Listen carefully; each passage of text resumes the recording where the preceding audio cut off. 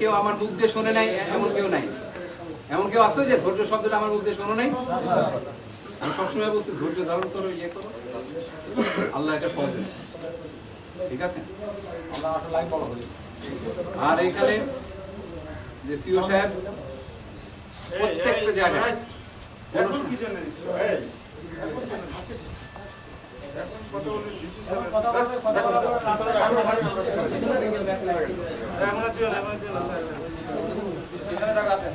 তারপরে এইখানে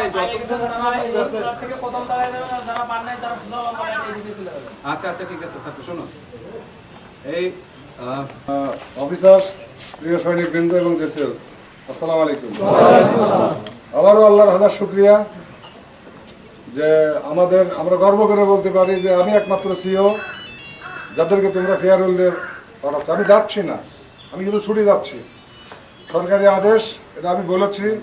আমি কিন্তু কন্ট্রাক্টে থাকবো। আমি যা করার তোমাদের বেতন, বাংলাদেশে একমাত্র ব্যাটালিয়নে বেতন হচ্ছে সেটা হলো 6 রাইফেল। তো তোমাদের ভালোবাসায় তোমরা জিতেছ, আমিও আমার ভালোবাসায় জিতেছি। ঠিক আছে স্যার?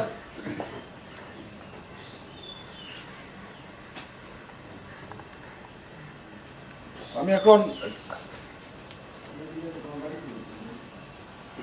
আবেগ ধরে রাখাটা বেশ কঠিন।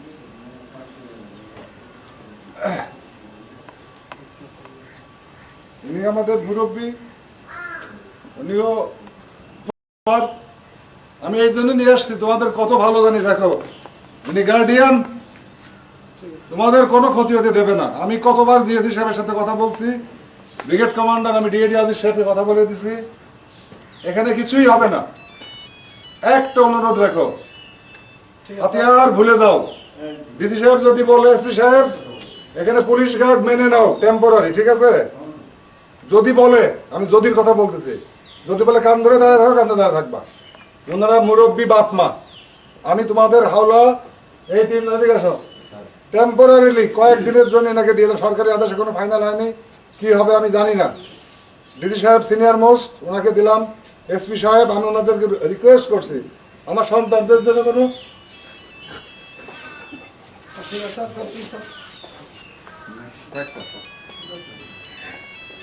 আপনারা দেখবেন। আমি এখন ডিসি মহোদয়, আমি আর কিছু বলতে পারতেছি না। তোমরা আপনাদের কথা মতো চলো, আল্লাহ তোমাদের রহমত করবে। একটা অনুরোধ, হাতিয়ারের দিতে হবে না, কেউ আসবে না, আসলে তোমাদের কিছুই করবে না। আমি অলরেডি জানিয়েছি হেডকোয়ার্টারকে যে আমার আদেশে যে আমি চিঠি দিয়ে দিয়েছি। দেখো কত রকম আমি হিসেব করে চলতেছি যে আমার আদেশে 6টা পোস্ট মেনটেন করা হয়েছে। তোমরা বিদ্রোহ করো নাই। তোমরা বিদ্রোহ করলে আজকে কিন্তু এখানে সোজা কথা পুলিশটাকে আমার করতে, ওনারা করেন নাই। ওনারা আসবেন, আমি ওনাদেরকে ডেকে নিয়ে আসছি যে আপনি আসেন, ওরা আশ্বস্ত হবে। তোমরা ভালোভাবে থাকবা, ভুল করেও কত দিক যাবে না, যাবা? এই ভুলটা করো না, আমার কষ্ট হবে। আমি যখন শুনবো আমার 6 রাইফেলের সন্তানরা ইয়ে করতেছে, আমার খুব কষ্ট হবে। তোমরা হাতিয়ার নেই, তোমাদের কারোর কাছে হাতিয়ার নেই, কারোর কাছে গোলা বারুদ নেই। ভালোবাসার পরীক্ষায় উত্তীর্ণ হয়েছো, এটা ধরে রাখো। তোমাদের কিচ্ছু হবে না। আমি আল্লাহর নামে শপথ করে বলতেছি, যদি কিছু হয় আমি আগে যাই ট্যাঙ্কের সামনে, আমি যে করে এখানে দাঁড়িয়ে যাবো। এখানে কিছুই আসবে না। জিএসির মধ্যে আমার 100 বার কথা হয়েছে, উনি বলতেছে মিজান তোমার সৈনিকদের আমার সালাম দিয়ে বলো, কিছুই হবে না। পুরো কথাই শুনবে না, গুজবে কান দিবে না। আর্মি আসতেছে, আর্মির এখানে ফুলের মালা নিয়ে দাঁড়ায় যাওয়া, কিছুই করবে না। ঠিক আছে? ভয় পালানোর দরকার নাই, কিছু না। আজিজ সাহেব কমান্ডে থাকবেন, আমি ওনাকে ভারপ্রাপ্ত ইয়ে করলাম, মাঝে মাঝে কথা বলবো না, নর্মাল কাজ করো। তোমাদের যত ওয়েলফেয়ার আছে চলবে, লোন আছে চলবে, আমি সব করো। আমি যেখানেই থাকি সেখান থেকে আমি ঠিক আছে? যতক্ষণ পর্যন্ত ফর্মাল অর্ডার নয়। আমি এখন ডিসি মহোদয়কে কিছু বলার জন্য অনুরোধ করছি এবং তারপর পরে এসপি মহোদয়কে কিছু বলার জন্য অনুরোধ করছি। বিসমিল্লাহির রহমানির রহিম। আমার প্রিয় ব্রিগেডিয়ার জওয়ান ভাইরা, আসলে আমরা প্রথমে অভিনন্দন জানাচ্ছি যে এরকম জরুরি অবস্থাতে মাথা ঠান্ডা রাখাটা এটা কিন্তু একটা বড় পরীক্ষা। এই পরীক্ষায় আপনারা পাস করেছেন এবং আপনারা যে আশঙ্কাটা আমাদের হলো যে কমান্ডিং অফিসার সাহেব যেটা বলেছেন, এটা আমাদের কাজের একটা হলো যে বিষয়, কিন্তু আমাদের এখানে তো এমন কিছু ঘটেনি যার জন্য এরকম কিছু হতে পারে। কাজে আশঙ্কিত হওয়ার কিছু নাই। এখন যেটা হচ্ছে সেটা সরকারি আদেশ, আমরা সরকারি কর্মচারী হিসেবে যেটা মেনে নেওয়া সেটা আমরা নিচ্ছি। আমরা জাস্ট সরকারি আদেশ অনুসরণ করছি। এবং হলো যে আমাদের মাননীয় প্রধানমন্ত্রী যেভাবে বলেছেন, আপনারা শুনেছেন নিশ্চয়ই, সেখানে আমাদের হলো যে আমাদের কাজের পরে এরকম কিছু হওয়ার কোনো আশঙ্কা কি এখানে আছে? আপনারা কি তাই মনে করেন? কাজে আমাদের কাজে আমাদের হলো যে ইয়ে করবে যে আমরা কি করব, এখন খারাপ কিছু বলার মতো কোনো অবস্থা আমাদের এখানে নেই। কাজে আমরা যদি ভালো কাজ করি তাহলে আমাদের কে ইয়ে করবে? আমরা যদি দেখি আমাদের ভাই বোন সবার দিকে তাকে, আমরা তো একই সমাজের মানুষ, আমরা চাকরি সূত্রে এক এক জায়গায় এক একজন আসছি। আমি সিভিল অফিসার হয়েছি, উনি পুলিশ অফিসার হয়েছেন, কেউ আর্মি অফিসার, কেউ, কিন্তু আমাদের আত্মীয় স্বজন ইসে আছে না, বিডিআরের কেউ ভাই আর্মি অফিসার নাই, সিভিল অফিসার আছে না। কাজে আমরা তো একই সমাজের মানুষ। এই যে ঘটনা ঘটছে এটা অনাকাঙ্ক্ষিত, কারণ সবচেয়ে বড় জিনিস একটা জীবন যদি চলে যায় ওটা আর কখনো ফেরত আসে না। সবকিছু কম্পেনসেট করা যায়, কিন্তু যে জীবন দেয় এটা কখনো ফেরত আসে না, এটা মনে রাখবেন। আর হলো যে সবসময় আমরা আইন মেনে চলি, সরকারি কর্মচারী আমরা। কাজে এই কথাটা যদি আমরা মাথায় রেখে আমরা যদি খারাপ কিছু না করি, নিশ্চয়ই আমি মানে সরকারের সাথে আমি কথা বলেছি, এর সাথেও কথা বলেছি, ভয়ের কিছু নেই আমাদের এখানে। আর কখনো গুজবে কান দিবেন না, এই সময় সবচেয়ে ক্ষতিগ্রস্ত করে আমাদের গুজবগুলা, যে এই হচ্ছে সেই হচ্ছে। এই কথা আমি গ্যারান্টি দিয়ে, যদি এখানে কিছু হয় তাহলে আগে হবে আমার, সেটা মাথায় রাখবেন।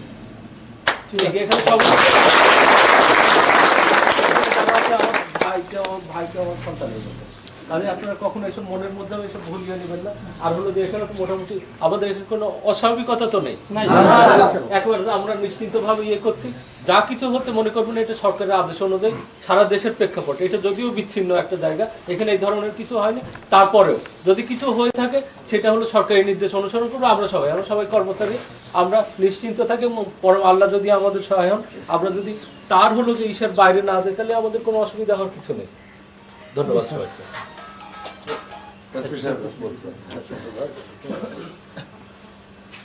বিসমিল্লাহির রহমানির রহিম।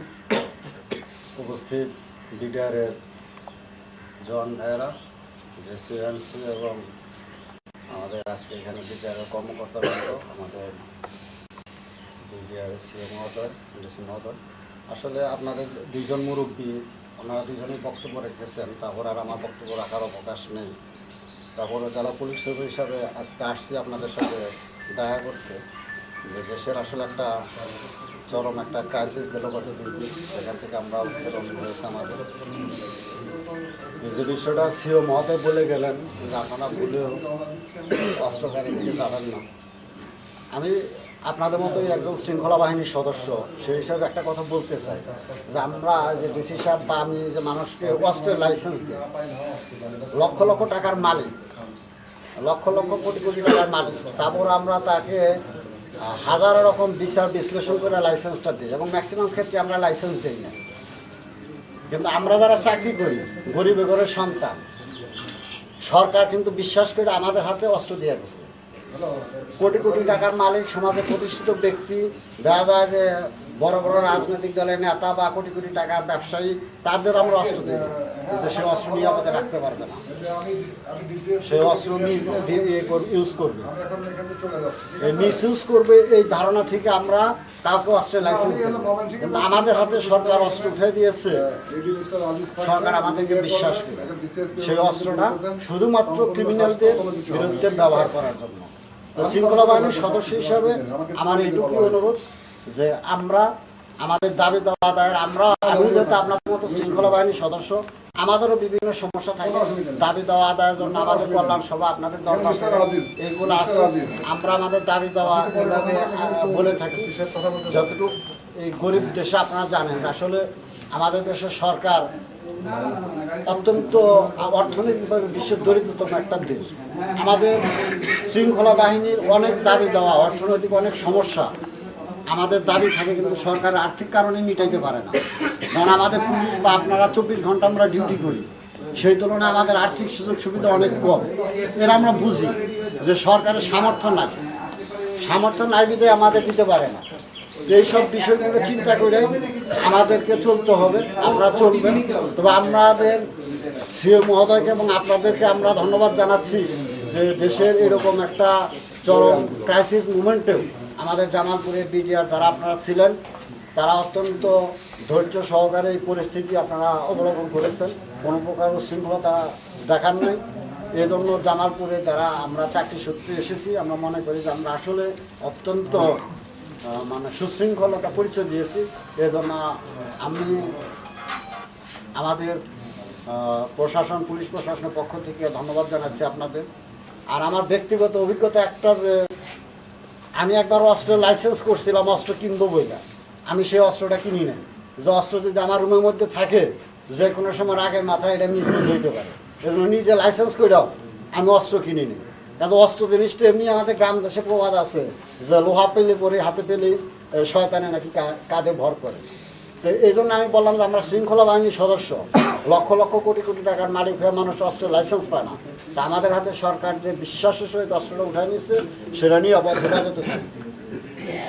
আমাদের প্রতি সরকার থেকে একটা চিঠি এসেছে, যে কথাটা আমাদের জেলা প্রশাসক মহোদয় বলেনি, আপনি বলে দেন, আপনি বলে দেন। ওই চিঠিটা এসেছে যে আপৎকালীন সময়ের জন্য বিডিআরের অস্ত্রাগারের দায়িত্ব একজন ম্যাজিস্ট্রেটের নেতৃত্বে পুলিশকে নেওয়ার জন্য বলা হয়েছে। যে সরকার থেকে পরবর্তী সিদ্ধান্ত না দেওয়া পর্যন্ত যে অস্ত্রাগারের দায়িত্বটা, বিশেষ করে এই ব্যাটালিয়ন হেডকোয়ার্টার বা সেক্টর হেডকোয়ার্টার যেগুলো অস্ত্রাগার আছে, এগুলোর দায়িত্ব একজন ম্যাজিস্ট্রেটের নেতৃত্বে পুলিশ পাহারায় থাকবে।